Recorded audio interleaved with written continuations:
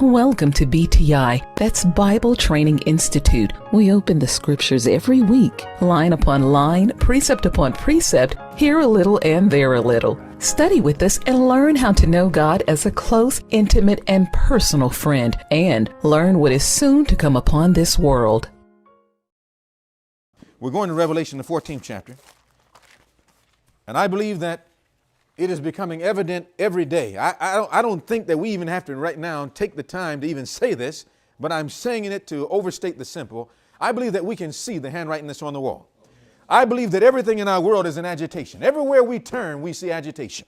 I believe the signs are ominous all around us. I believe that God is trying to show us that that great controversy that we have studied, that has taken place for nearly 6,000 years, is about to end. I believe we can see that.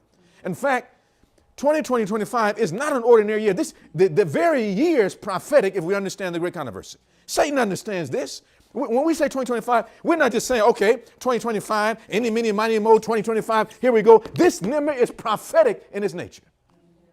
Do you know that, brothers and sisters, that the fourth generation of Seventh-day Adventists begin to start passing off the scene, and the fifth begin to take the spots in this year, 2025, and inspiration says Jesus is about to leave the most holy place.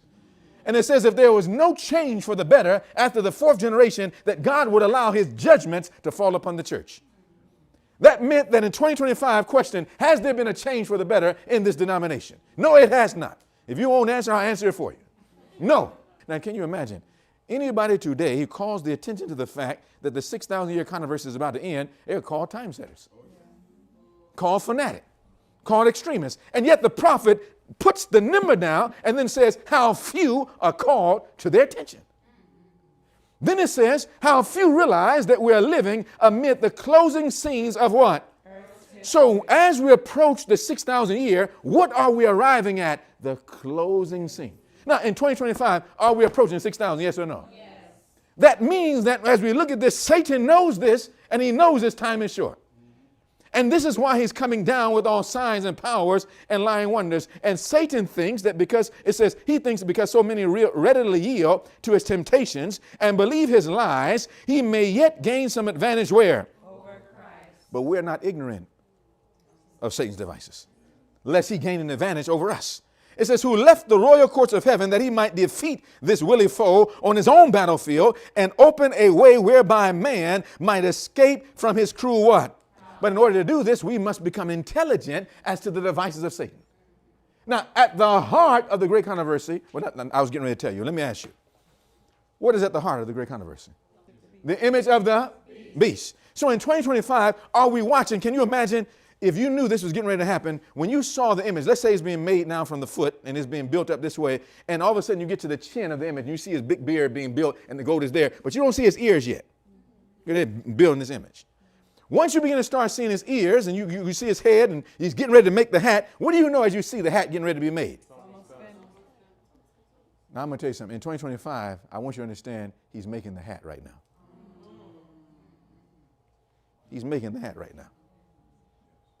Now, my brothers and sisters, that means that it's almost time then for the world to be made to worship it.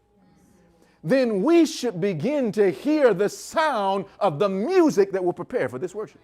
For example, what is one of the arguments that says that music can be all right based on my culture? So if my culture says it's all right, then it makes it all right. Now, if there's a law, though, that concept of culture doesn't apply. How do we know it doesn't apply? Law knows no culture. Law knows no boundaries. Law says back up.